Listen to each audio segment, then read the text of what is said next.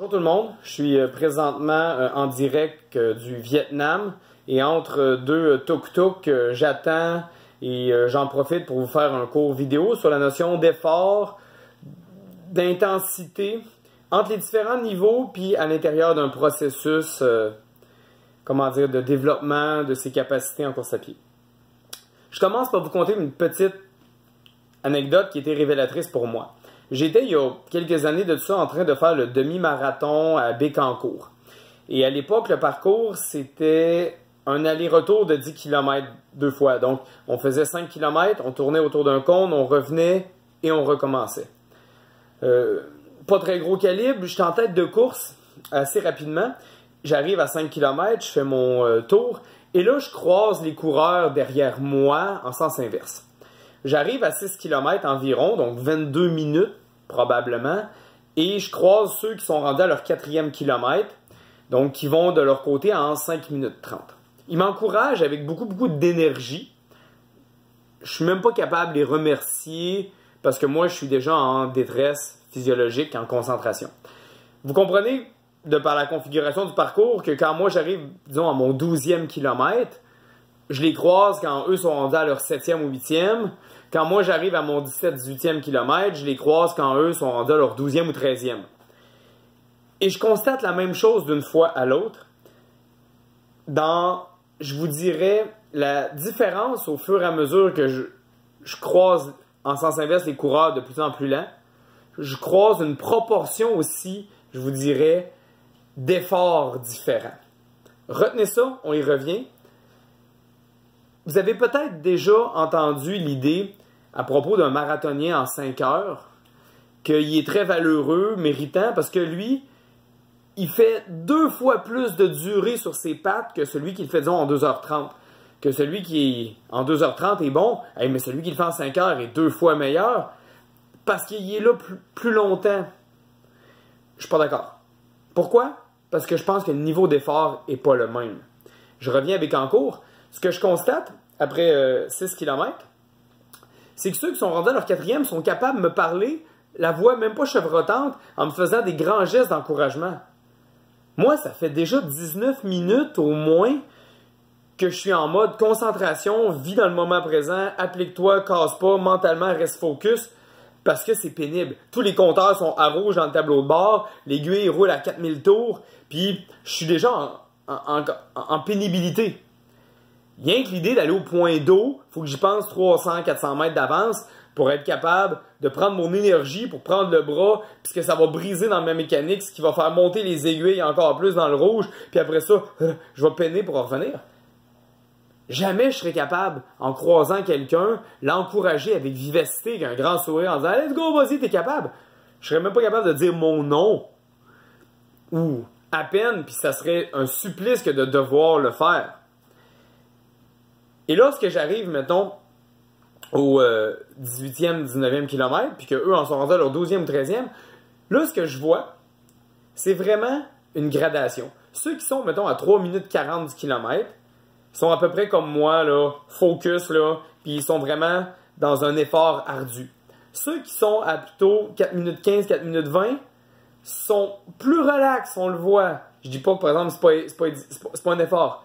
Puis quand tu arrives, mettons, à 5 minutes 15, 5 minutes 20, 5 minutes 30, pour la plupart, tu sens qu'il n'y a plus la même concentration, qu'ils sont plus dans la même intensité. À la fin de la course, quand tu parles avec les coureurs, il y en a beaucoup qui ont fini ça, c'est un demi-marathon, en disant, mettons, 2 heures, puis ils disent « Hey, c'était dur, hein? Dans les 5-6 derniers kilomètres, là, ouf, j'avais de la misère. » Moi, j'ai le goût de répondre. Dans les 5-6 derniers kilomètres, moi, dans les 21 derniers kilomètres, c'était dur.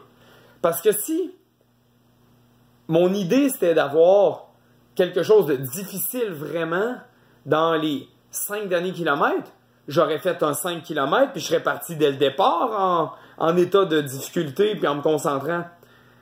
Ce que je veux juste dire, c'est que l'entraînement amène quelque chose qui a une capacité de fournir un régime d'intensité plus élevé plus longtemps. Puis, petite incartade ici, ça explique pourquoi pour beaucoup, faire, mettons, de la trail, c'est pas de la performance. Puis je comprends l'idée. C'est vrai qu'il y a un côté hypocrite ou imposteur dans la trail parce que, imaginez, vous faites un 160 km. dans des dénivelés de la mort, dans des racines, dans des sentiers en single track. C'est clair que sur un 160 km, il va y avoir des portions où ça va être un effort réel et physique important, là.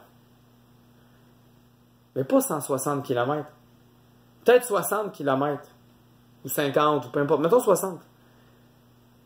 Ben, ce 60 km-là, vous allez avoir besoin de vous, surpasser et mentalement donner quelque chose. Pourquoi vous n'avez pas fait un 60 km à la place? À quoi ils ont servi les 100 premiers? À vous pré-fatiguer? Ben non. Fais donc un 60 km, pars déjà à bloc, puis laisse faire les 100 premiers qui, en quelque sorte, servent à rien. Commence dès le départ, sois fatigué après 5 minutes, puis continue encore de temps mettons, 5 heures. Vous comprenez la nuance? Puis, il y a, pourtant, dans un trail, quelque chose d'important à regarder.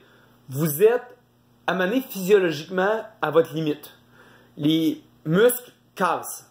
C'est-à-dire, votre capacité de solliciter, de recruter un certain nombre de fibres musculaires pour maintenir le geste sportif n'est plus là.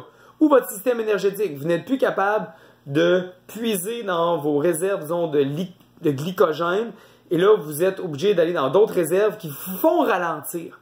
Puis là, mentalement, les coureurs de trail ou d'ultramarathon sont très bons. Parce qu'on dit des fois que c'est le mental qui fait avancer. Effectivement, la cassure musculaire est importante. Les substrats énergétiques sont épuisés. Le système neuromusculaire. La commande par l'influx nerveux aux muscles de se contracter ne se fait plus bien. C'est vrai que c'est le mental qui avance. Mais durant le 3/4 de la course qui a précédé, ben, physiquement, vous étiez en dessous de votre plein régime et ça allait bien. Il y a toute une partie qui n'était pas de la performance. La performance, c'est quand vous êtes vraiment dans un effort. Exemple, vous avez un 5 km à faire, puis après 200 mètres, vous êtes déjà en train de livrer un 5 km. Et non, un 5 km où, mettons, vous attendez 3 km avant que ça commence à être pénible. Dans le fond, vous avez fait un 2 km. C'est juste que, au lieu d'avoir la capacité de commencer dès le départ, vous avez été en attente. La piste est super instructive. S'il y a une chose qui est intéressante dans le fait de faire de la piste, c'est d'apprendre ça.